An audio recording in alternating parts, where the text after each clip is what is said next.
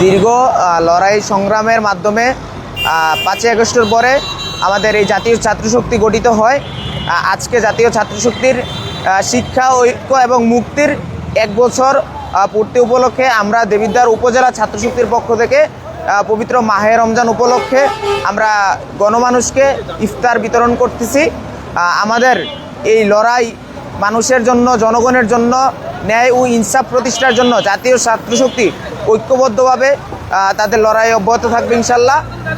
জনগণের জন্য, দেশের জন্য আমরা যেই জুলাইয়ে যে প্রাণ দিয়েছি এবং ভবিষ্যতেও আমরা ন্যায় ও ইনসাফ প্রতিষ্ঠার জন্য আমরা ঐক্যবদ্ধ থাকব এবং সমাজে ভালো কাজ, এই দুর্নীতি মুক্ত, মাদক মুক্ত সমাজ গড়ার লক্ষ্যে, শিক্ষার মান উন্নয়নের লক্ষ্যে জাতীয় ছাত্রশক্তি দেবিদ্বার উপজেলা ঐক্যবদ্ধভাবে কাজ করে যাবে ইনশাল্লাহ।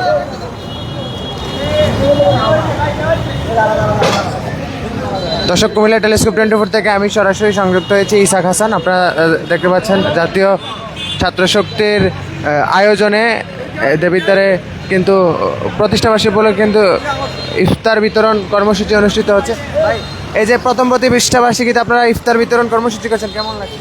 আমাদের অনেক ভালো লাগতেছে যে আমাদের একটি ছাত্র সংগঠন আজকে 1 বছর রান করছে। আমরা চাই এটা যুগ যুগ ধরে চলুক, এই সার্কেলটা তাদের থেকে আস্তে আস্তে তরুণদের রাজনীতির যে বিষয়টা আছে এটা যাতে আমরা আমাদের এই ছাত্র সংসদের মাধ্যম থেকে আস্তে আস্তে উপরে দিয়ে যেতে পারি, তারপর দেশের ভালো একটা নেতৃত্বে আমরা বুঝতে পারি।